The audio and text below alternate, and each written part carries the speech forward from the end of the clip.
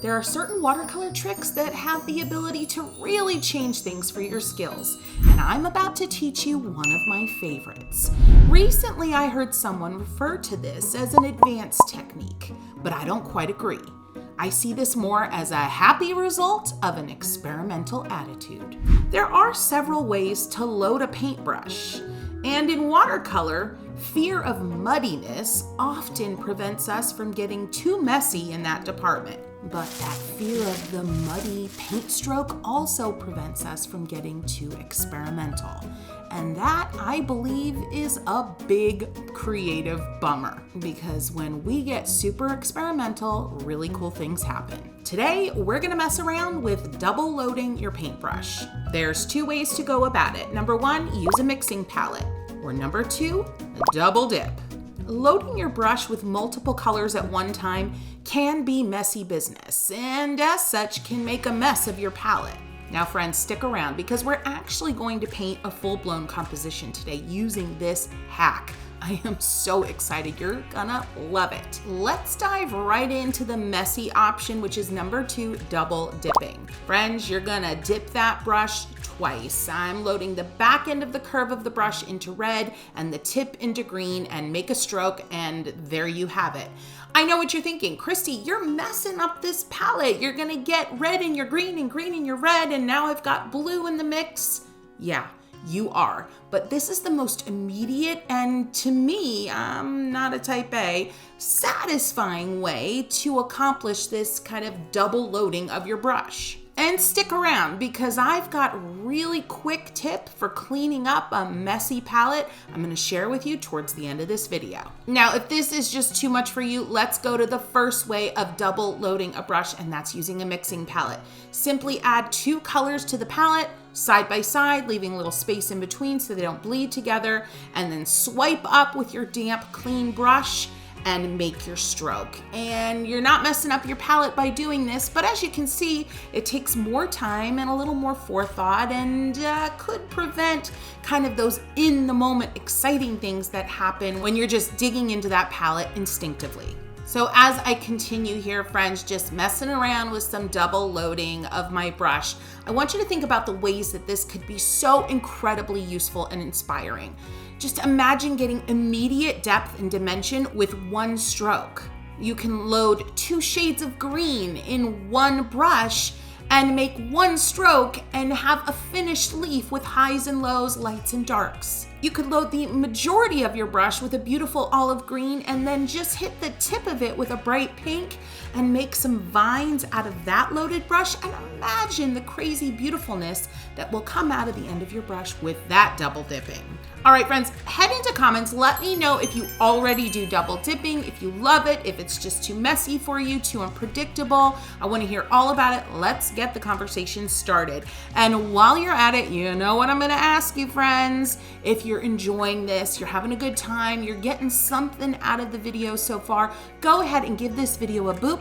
That's a like, and it really helps out my channel. Now take a look at this practice sheet. It's full of awesome sauceness coming from my brush and simple singular strokes, but with multiple colors loaded at one time. It's good stuff. Let's move on to a more finished composition and see how this really plays out. I was using Academy cold press watercolor paper for my practice. Now I'm moving on to Arches cold press from the block, not the pad, for this finished composition. Now I do want to say one thing before we get too far into this. Friends, this double dipping, double loading, you're not going to necessarily use it for an entire composition in real life. I'm actually going to do that today just as an experiment to really see like what happens when I completely go overboard with this awesome hack.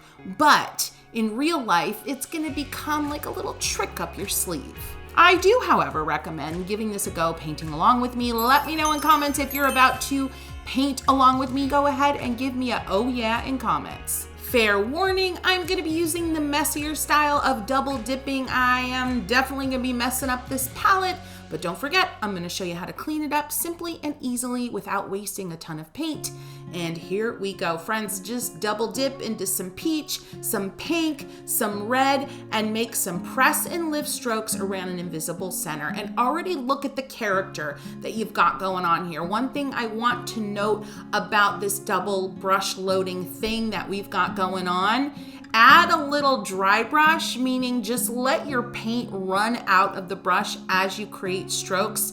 Add that to this double loading mix and you've got a winning combination for some awesome, immediate, quick interest in anything you might be painting with these two techniques overlapping. All right, I am just moving on, friends, here. Let's repeat what I just did with these first three flower buds. Press, drag, and lift around an invisible center. If you just press and lift, you're gonna get kind of a stocky petal. If you do a little drag, you're gonna get a little bit more of an elegant petal, but just make sure you're changing the angle of your hand as you go around that center to keep things feeling very natural. Now, of course, this isn't gonna be a realistic painting, friends, but we want these petals to feel kind of fluid and organic, not stiff and easily repeatable or predictable. Notice how in this fourth flower, I am using 2 strokes as my paint runs out to kind of create the shape of that petal, and always having my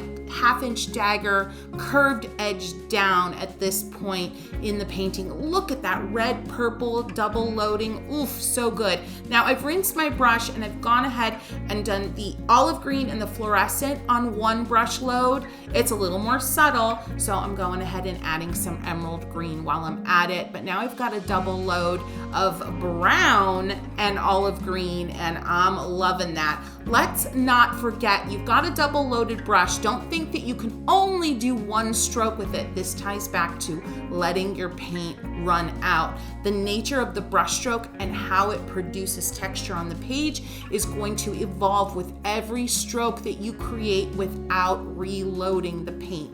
Keep that in mind. Moving along here, just adding more double loaded green leaves. Have fun with this. Load with 2, 3, 4 or more colors. The more colors you load, the more chance you have of things becoming pretty muddy, but you know what? This is an experiment. This is your time to go crazy.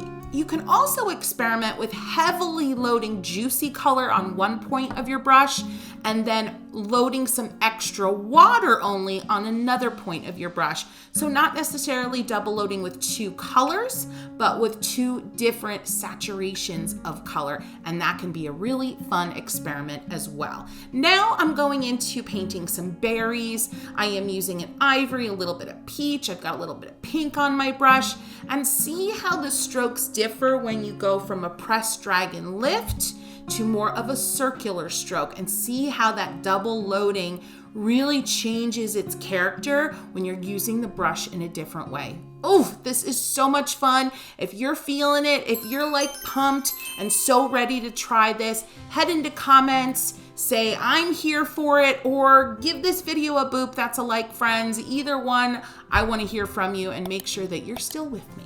Double loading, I'm actually triple loading now with some ivory, some peach, and some of that fuchsia from the Art for Joy's Sake palette to finish up these berries. Not thinking too much about my composition. I'm just kind of repeating elements around the page, filling up the white space. The experiment here is really all about the double loading of the brush, and I'm trying not to worry too much about anything else. This flower in the bottom right corner, it's a side view. A lot of peach on my brush with a little bit of fuchsia. There might even be a little bit of green on that brush still, and that's okay.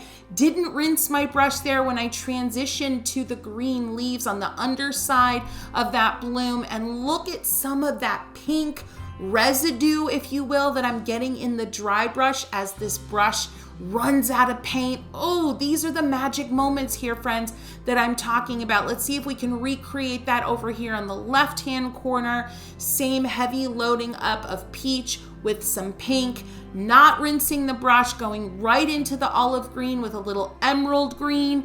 And please, friends, try to throw away your worries about messing up your palette at this point. I know you might be watching this and being like, girl, I am not painting along with you. I'm gonna figure out how to do this without messing up my palette like you are. Just trust me. Trust this process. Let's get in, let's get dirty, get dingy. Let's be okay with making some mistakes, because I don't know if you can see here, but there's some pretty cool stuff happening on the page. My painting isn't getting muddy, at least in my humble opinion, it isn't. And I am messing up my palette royally. But remember, I'm gonna show you a really easy way to clean things up and be ready for your next painting adventure with a clean palette. I'm going in with my cat's tongue brush. Friends, you know this is one of my favorites. I've got it loaded with an olive green and a little bit of red, and I'm doing a press and lift over and over and over again, almost creating like a tree shape, kind of like an evergreen. And now with my liner brush, with whatever my brain goes to for loading that brush up, I am adding some thin lines to connect this filler style greenery. But look at what the double loading has done for this filler. It has taken a simple shape filler greenery and it has really up-leveled it to something a lot more dynamic, because there's so much highs and lows and fun stuff happening just because I've loaded 2 different colors on one brush. Let me know. We are about 3/4 of the way through this experiment, friends. How are you feeling about this double loading? Like, do you think this is gonna become part of your style? Do you think you're really gonna see this come to life in some of your finished work? Or do you think it's a little bit more of a novelty? Head into the comments section and let's hash it out. Heading over to the right side of the composition with that cat's tongue again, press and lift. This time it's a double load of peach and olive. You may want to think about always loading your light color first and then just adding a little touch of your darker color. That helps things from getting muddy. And then connect all of those little tiny leaves that you just made with the thin linear moments of the liner brush. And now I'm going in and adding some oomph and wow factor with a brush pen in the centers of these flowers. I am just making some loopy-doo, lazy oval shapes that interconnect. And I'm liking how this feels. This is adding some contrast with all of these like natural ombres that are happening with the double loaded brush. It's a really nice play on contrast. I'm here for it. Don't forget, all of my supplies are always listed in comments. And if I happen to forget something down there, just let me know and I will get back to you as soon as I can with the answer. Now, friends, I'm gonna keep going with this painting, but at this point, what I want you to really know, and as I talk here, I'm gonna show you where I quote unquote landed with this piece. But what is important to know about this session is that this technique combination with double loading of your brush, no matter how you double load, whether you do it the type A way or the type B way, this technique combined with letting your brush run out of paint is going to literally turn your painting experiences on their head in the best way imaginable. You are going to have so much added opportunity for texture, dimension, interest, and personality. It's going to take your basic brush strokes that you've worked so hard to master and just level them up like you wouldn't believe. Now, I promised you I was going to show you how to clean up this quote unquote dirty palette after a crazy painting session like this. And it's quite simple. I want you to spray down your palette again.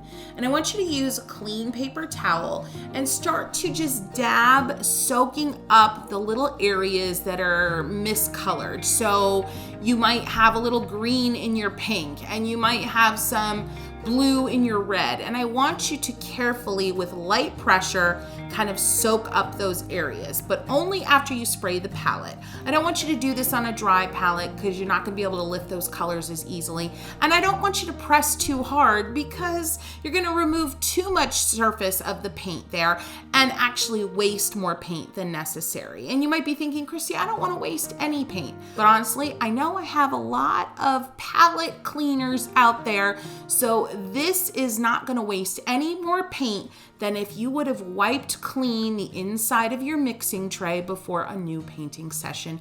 I promise you. Now look at that. This bad boy is cleaned up, perfect, ready to go, and all is well. You have not ruined your palette, but instead, friends, you have created a really cool experience and learned a bunch of new tricks to shove right up your creative sleeve.